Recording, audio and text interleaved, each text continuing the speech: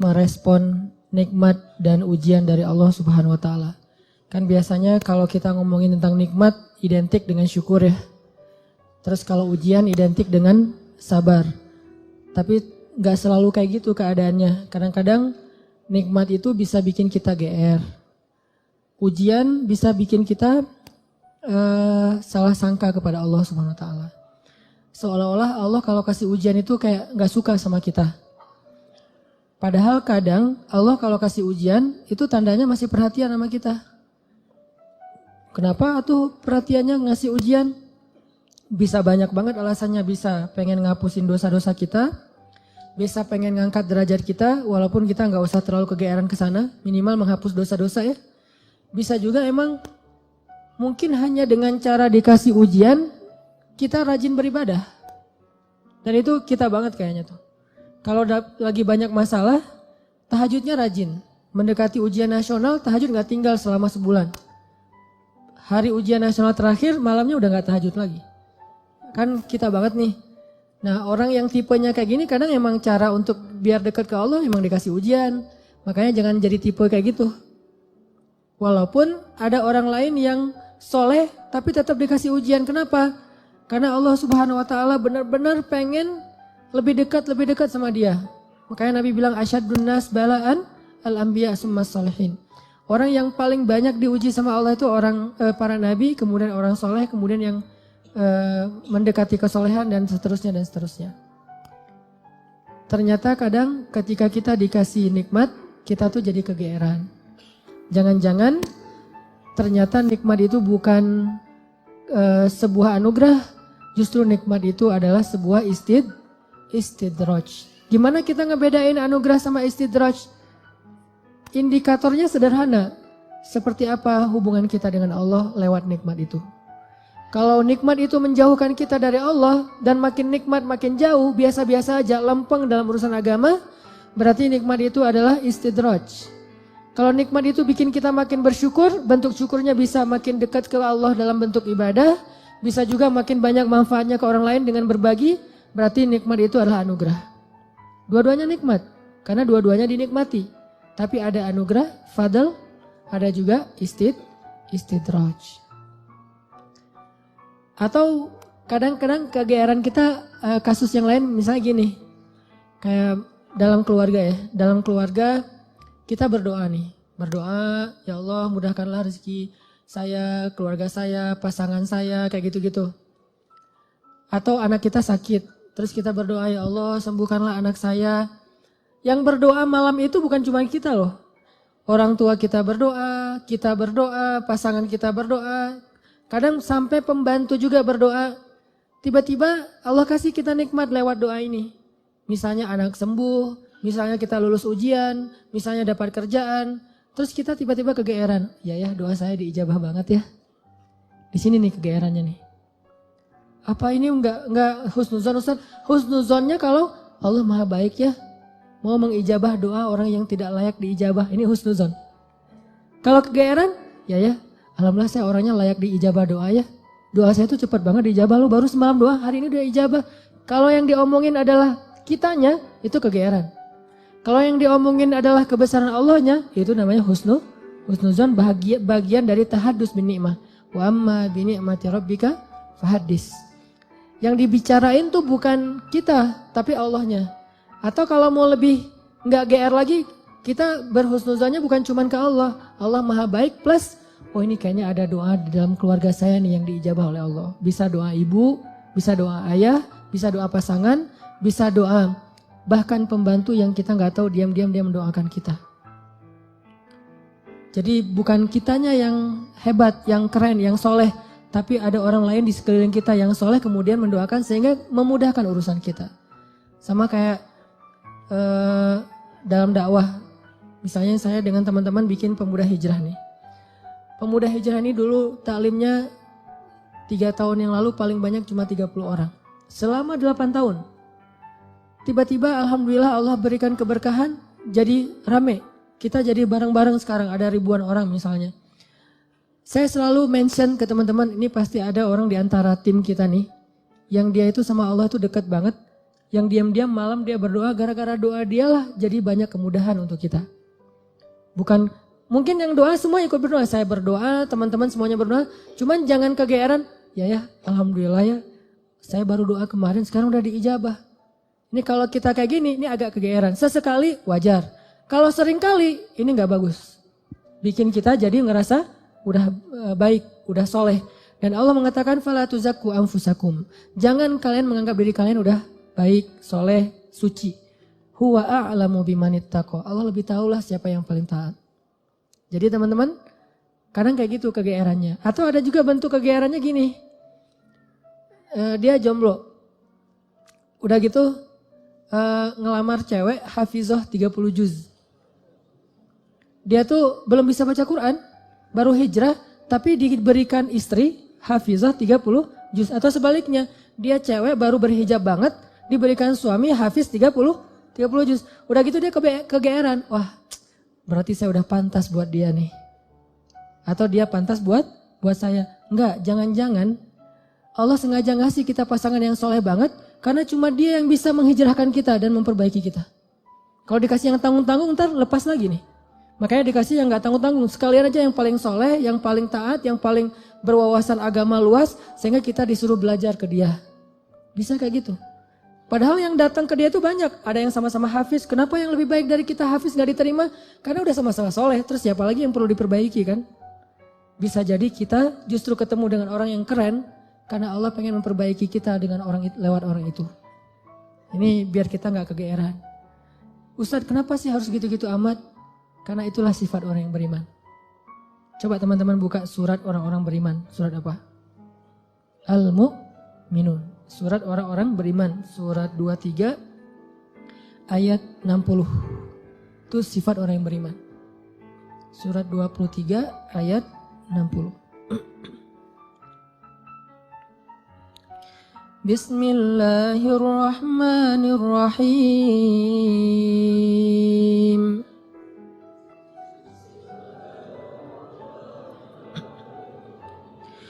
والذين يؤتون ما آتوا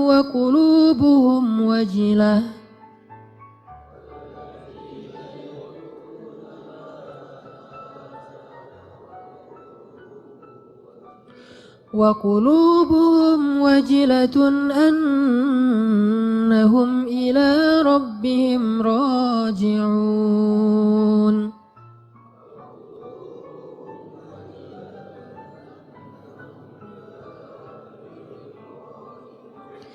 أولئك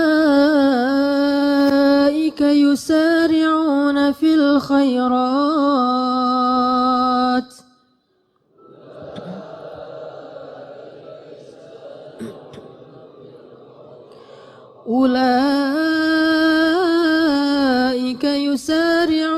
في الخيرات وهم لها سابقون.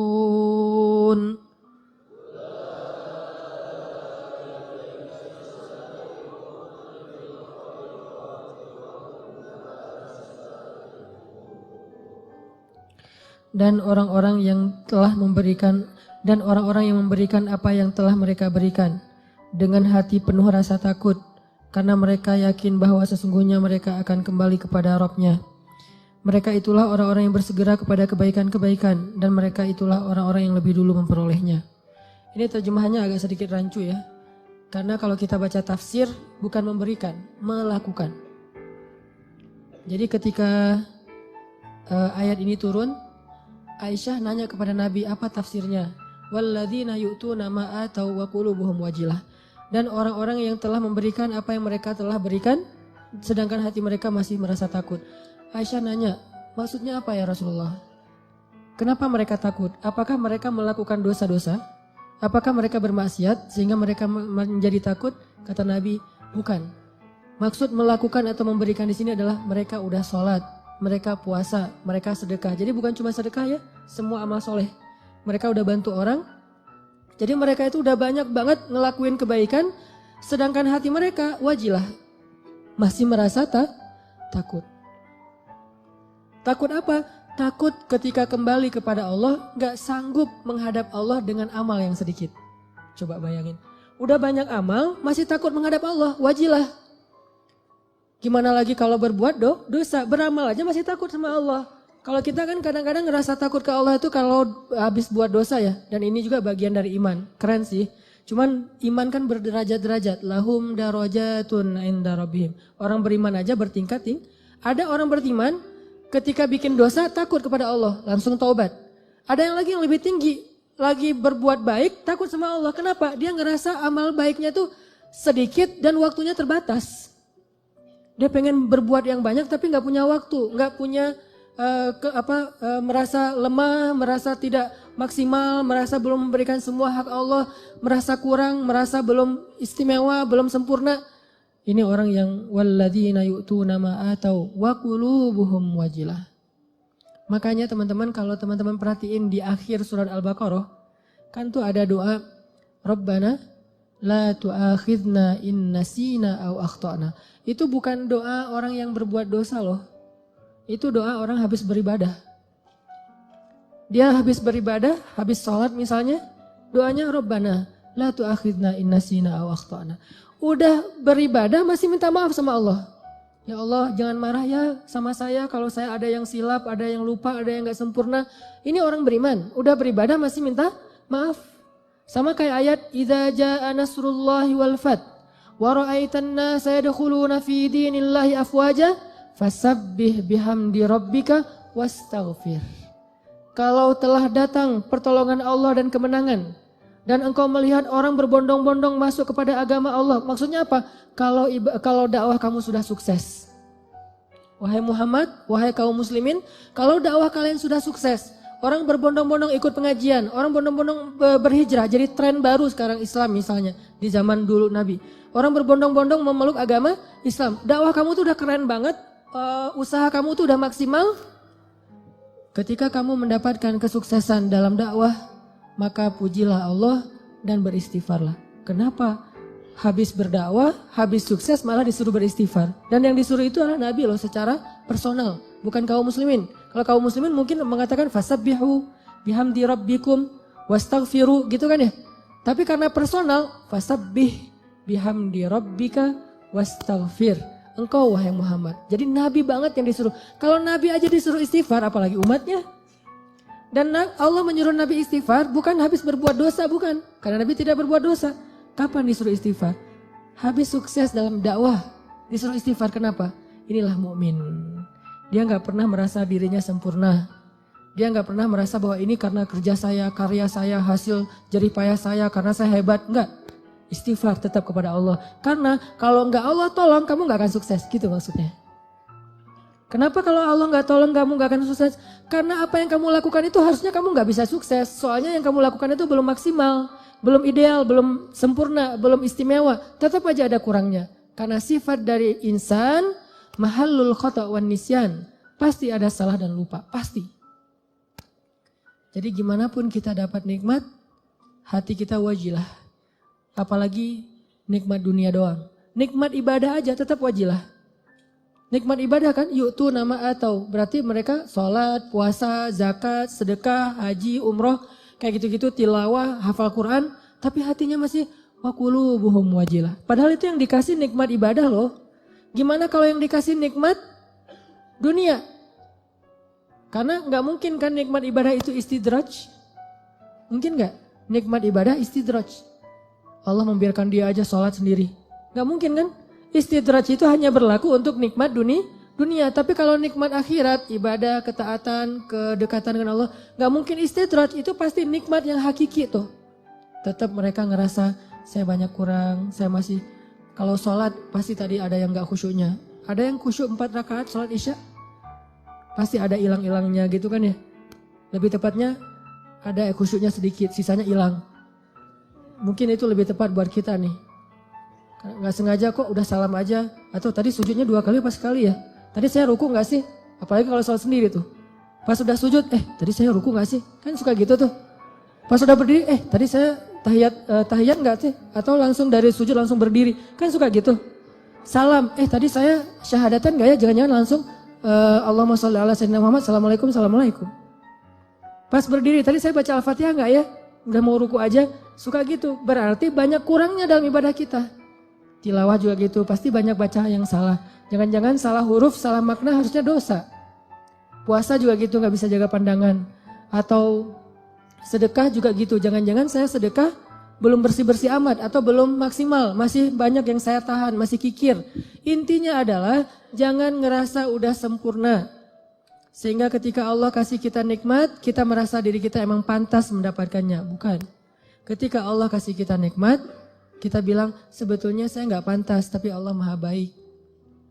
Ketika Allah kasih kita hidayah, sebetulnya bukan saya udah sadar, Allah menyadarkan saya. Ketika kita dapat ujian, baru kita salahkan diri kita. Makanya hadis qudsinya yang saya sampaikan di booster, kalau kalian mendapatkan nikmat, janganlah kalian memuji kecuali Allah. Kalau kalian mendapatkan masalah, musibah, sesuatu yang buruk, janganlah kalian mencela kecuali diri kalian sendiri. Ini ke diri kita teman-teman. Dan ini kaidahnya tidak berlaku untuk orang lain ya. Karena Allah hanya mengatakan untuk diri kalian sendiri, bukan untuk teman kalian. Jadi dalam Islam itu kita dibangun juga persepsi, mindset. Jangan pakai hadis qudsi ini untuk orang lain. Lo banyak dosa tuh, kok gitu sih? Ya kan kata Allah juga dalam hadis qudsi gitu. Enggak, ini enggak berlaku untuk orang lain, berlaku untuk diri kita. Untuk orang lain selalu berlaku husnuzon. Ijtanibu katsiran minadh-dhon, jauhi prasangka buruk kepada orang lain. Kalau dia dapat nikmat, Masya Allah, Allah sayang kepada dia sehingga diberkahi rezekinya. Kalau dia dapat ujian, Masya Allah, Allah pengen menggugurkan dosa dia, pengen mengangkat derajat dia. Kalau ke kita dapat nikmat, saya sebetulnya gak pantas, tapi Allah baik banget sama saya. Kalau kita dapat ujian, emang saya layak diginiin sama Allah. Ya Allah, ampunkan dosa saya, angkat musibah saya.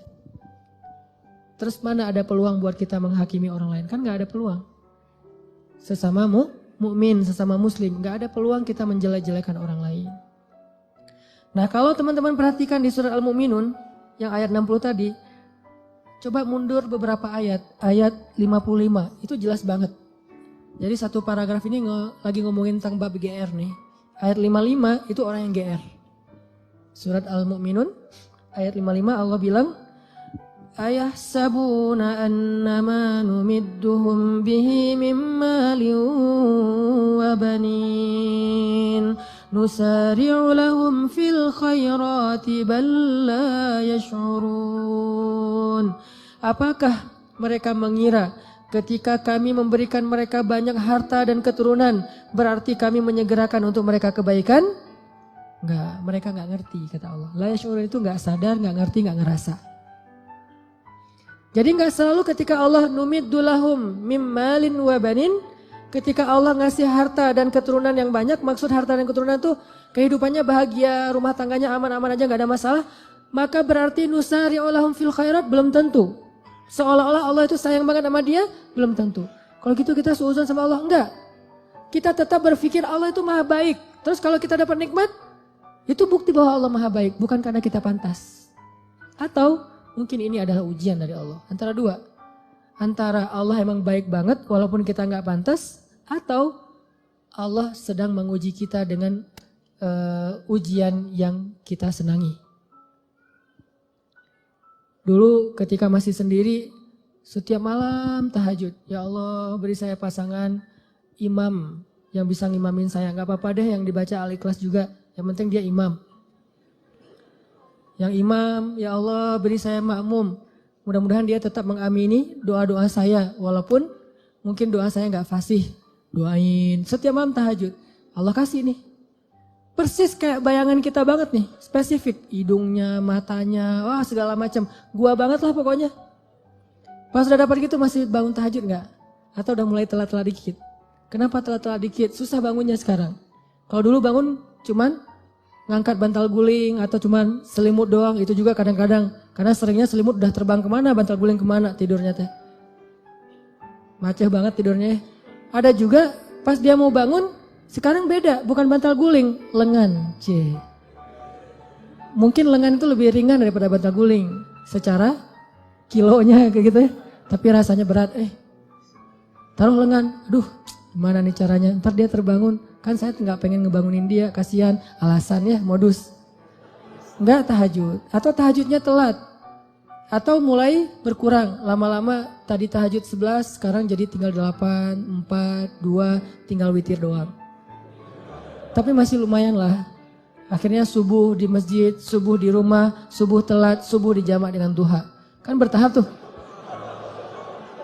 Udah gitu ngejamaknya kompakan lagi, berjamaah. Jamak subuh sama duha berjamaah sama suami istri, kan kompakannya Masya Allah luar biasa, kompak, istiqomah, menjamak. Allah pengen nguji kita lewat pasangan justru. Kadang Allah pengen nguji kita dengan terlalu sibuk dengan kerjaan. Tadinya kita nggak punya kerjaan, nganggur, akhirnya bisa beribadah tepat waktu. Begitu udah ada kerjaan, jadi nggak tepat waktu lagi. Kenapa? Alasannya mulai sibuk, mulai rush, mulai tight jadwal, kayak gitu-gitu. Nah ini artinya jangan selalu kegeeran bahwa Allah sayang sama kita. Bahwa kita layak disayangi oleh Allah, bukan. Mungkin antara dua, Allah emang baik banget atau Allah pengen nguji kita dengan nikmat tersebut. Jadi di sini disebutkan ayah sabun, apakah mereka mengira annama numiddu lahum min malin wa banin nusari'u lahum fil khairat bal la yash'urun. Mereka pikir kalau kami udah ngasih mereka harta dan keturunan berarti kami menyegerakan kebaikan buat mereka? La yash'urun, mereka enggak ngerti. Justru orang beriman di ayat berikutnya disebutkan walladzina yu'tuna ma atau wa qulubuhum wajilah annahum ila rabbihim raji'un. Ulaika, orang yang kayak gini nih, yang wajilah, yang ngerasa kurang, yang ngerasa gak pantas, yusari'una fil khairat. Selalu bersemangat melakukan kebaikan-kebaikan yang lain. Kenapa? Dia merasa masih kurang dirinya. Jadi jangan terlalu kegeeran. Kita boleh bilang, Alhamdulillah ya Allah mengijabah doa. Ya boleh. Tapi jangan bilang, Alhamdulillah ya saya itu emang doa saya jitu banget. Doa saya tuh emang cepat banget diijabah. Jangan sebutkan saya sama sekali. Kalau dalam kebaikan. Ini kita belajar bertahap. Kadang-kadang gak nyebutin di lisan, tapi di hati. Enggak lah, ini mah nikmat dari Allah dalam hati gua gitu loh. Wa asirru qawlakum awijharu bih innahu alimun bidatis sudur. Kalian rahasiakan ucapan kalian di hati atau kalian tampakkan dengan lisan, Allah Maha tahu apa yang ada di dalam dada kalian. Gak bisa bohong sama Allah. Terus gimana Ustaz kalau kebersit kayak gitu membatin? Lisan kita mah selalu ngomong, Masya Allah ya lu lulus. Alhamdulillah ini nikmat dari Allah. Padahal gua gak bisa apa-apa. Lisan nih. Hati kita, ya emang kamu heran kalau saya lulus. Mulai kan ada sombong tuh. Mulai agak kegeeran nih. Kita kalau muncul itu langsung kita tolak, kita reject dengan apa? Astagfirullahaladzim. Kadang-kadang itu muncul bukan pengennya kita. Yuwas wisufi sudurinas, emang si dia tuh. Si dia bukan, si dia mah keren buat saya. Orang itu, zat itu tuh. Yaitu khannas yuwas wisufi sudurinas. Kita gak pengen sombong, kita gak pengen riak. Dia yang yuwas supaya kita sombong. Saya kan pernah cerita, ngimamin. Pengen ngimamin yang paling maksimal. Biar semuanya khusyuk. Kan kalau yang lain khusyuk kebawa pahalanya ke yang ngimamin nih. Allahu Akbar. Alhamdulillahi Rabbil Alamin. Semaksimal mungkin. Sebisa mungkin yang bagus bacaannya. Pas sudah selesai sholat, yuwaswis. Atau belum selesai sholat, baru amin. Keren juga ya suara saya muncul. Yuwaswis. Itu bukan saya gak pengen kayak gitu-gitu amat lah. Yuwaswis. Awal-awalnya dulu kayak gitu tuh. Ini saya ngaku nih. Awal-awalnya ngimamin, apalagi pas ngimaminnya di Mesir. Karena orang Mesir tuh suka suuzon sama orang Indonesia. Dianggap orang Indonesia tuh gak bisa ngaji. Kan kepancing nih. Emangnya orang Indonesia gak bisa ngaji? No, kasih mat buat gua. Gitu. Ngimamin lah nih. Ngimamin ada niat pengen nunjukin orang Indonesia tuh ngajinya bagus-bagus. Mulai agak-agak melenceng tuh. Sehingga pas selesai sholat orang Muslim, Masya Allah kamu Indonesia tapi ngajinya enak dan segala macam. Ya udah kamu tarawih aja di sini jadi imam. Muncul waswasah, yuwaswisufi sudurinas. Bukan pengennya kita. Pulang ke Indonesia juga kayak gitu. Ada yang Ustadz saya baru pertama menangis ketika sholat gara-gara Ustadz. Padahal saya ke umrah juga nggak nangis. Di sini bisa nangis, Masya Allah. Langsung yuwaswis. Wah itu habis-habisan tuh. Gimana caranya? Gara-gara itu terus saya nggak jadi berusaha semaksimal mungkin. Ya udah deh, gue biasa-biasa aja daripada sombong. Alhamdulillah Rabbil Alamin, Ar-Rahmanir Rahim. Ustaz kok ngajinya gitu? Saya gak mau sombong. Was-was juga ya, was-was. Wah lu ikhlas banget ya orangnya, ikhlas. Ikhlas yang butuh istighfar. Sama dengan istighfar, yahtaju ilal istighfar. Istighfar butuh istighfar. Kenapa? Ya ini main hati nih, berat nih. Terus gimana caranya? Gak apa-apa, lanjutin aja. Awalnya emang ria, sombong, dikit-dikit. Bertahap, lama-lama dia akan berkurang. Dengan kita reject. Enggak. Mau enggak sih, kita tuh enggak setuju sama dia. Lama-lama dia enggak akan ngaruh lagi di hati kita. Sesekali doang ngaruh, dia lebih gampang nolaknya. Tapi kalau kita menghindar terus, susah. Sedekah gitu, dilihat orang, wah 100.000 Yang di sebelah cuman 1.500 koin, kita 100.000. Awalnya sih emang beda sih rasanya. Karena pertama 100.000. Awalnya nih, besok lama-lama biasa aja. Lama-lama nggak ngaruh sama sekali. Udah di hati kita tuh udah kebal. Kan ini kematangan jiwa kita dalam beramal soleh ya. Orang kalau lagi puber pasti kayak gitu teman-teman. Ekspresif, heboh, lebay. Itu orang puber. Baru pertama ke masjid, heboh gitu ya. Wah gua baru ke masjid. Tapi kalau udah kebiasaan ke masjid, apa sih yang mau dibanggain, biasa aja kali ke masjid gitu. Baru pertama tahajud, wah udah bangunin temannya tuh semuanya, bangun. Enggak bangun, saya aja udah 2 jam bangun dari tadi. Udah 11 rakaat, pamer. Namanya juga lagi puber. Baru hafal 1-2 hadis, wah ini dhaif. Semuanya dhaif, cuma dia doang yang sahih gitu. Lagi belajar. Kalau udah biasa hafal hadis, biasa aja. Atau emang gak hafal gitu. Kayak saya misalnya, karena gak hafal hadis ya udah gak usah komen-komen deh, biasa-biasa aja. Toh bisa jadi saya komen dhaif ternyata sahih. Daripada saya mendhaifkan yang sahih, mending saya diam. Nah ini artinya jangan menghindar, tapi di-reject.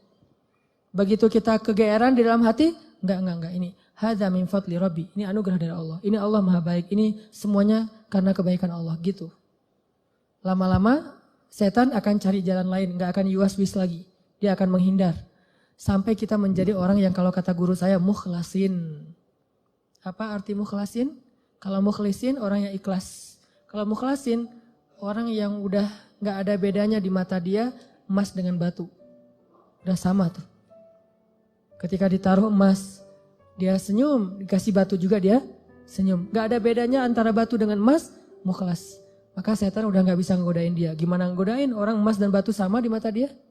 Tapi kalau emas masih lebih berharga daripada batu, cuman dia masih berharap ridho Allah, itu namanya mukhlis. Kalau emas lebih berharga daripada batu dan dia tidak lagi berharap ridho Allah, itu udah gak mukhlis. Ada orang yang riya, ada mukhlis, ada mukhlas.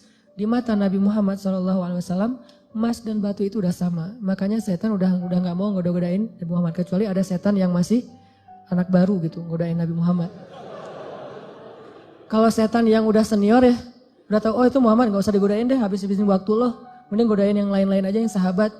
Tapi kalau yang baru-baru kayak semangat gitu, gua mau godain orang nih. Pas melihat, ini ada lagi sholat digodain, Nabi Muhammad digodain. Kan sia-sia ya. Jadi kayak buang-buang waktu gitu. Dia godain Nabi Muhammad, begitu Nabi selesai sholat, dipegangin, digulung sama Nabi, digantung di tiang masjid. Teriak-teriak gitu. Pas pagi-pagi anak-anak Madinah, anak-anak kecil gitu, pergi sholat subuh, ngelihat ada bola tuh, mau diambil sama mereka, mau ditendang-tendang. Kata Nabi, jangan. Udah ditendang-tendang mereka, dia udah kesakitan, dikeroyok sama anak kecil Madinah gitu. Bayangin jin di masa itu jadi bola. Terus ditendang-tendang sama anak Madinah, diambil sama Nabi, dilepas, terus dia lari. Baru dia sadar sekarang, saya ternyata salah godain. Yang digoda adalah Rasulullah SAW. Kata teman-temannya, lo sih gak ada yang nanya ke senior. Ini teman-teman artinya memang gak bisa sekaligus. Kadang emang kita kegeeran juga. Dan saya ngerasa kadang kegeeran. Lagi doa kayak kemarin misalnya, ya Allah saya doa di dalam hijir ya. Saya doa, ya Allah kasih saya jalan agar saya bisa mengunjungi kamp pengungsi di Suriah. Saya pengen banget ke sana gitu, pengen ngelihat langsung. Mudah-mudahan dari situ semangat untuk bersosial, ngelakuin kegiatan kemanusiaan itu lebih kenceng lagi. Pulang dari sana nggak lama kemudian dapat jalan langsung. Insya Allah April mau ke kamp pengungsi misalnya, langsung kegeeran.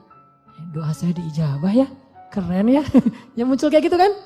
Enggak. Kita tolak nih. Gimana nolaknya? sebetulnya sih saya belum pantas ke sana, tapi Allah pengen ngasih saya ke jalan kebaikan gitu. Terus aja gitu.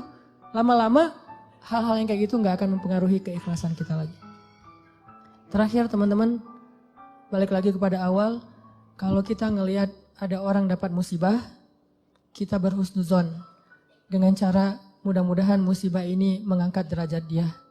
Kalau kita ngelihat teman kita dapat nikmat, kita berhusnuzon dengan mengatakan dia memang pantas mendapatkan nikmat itu karena Allah sayang sama dia.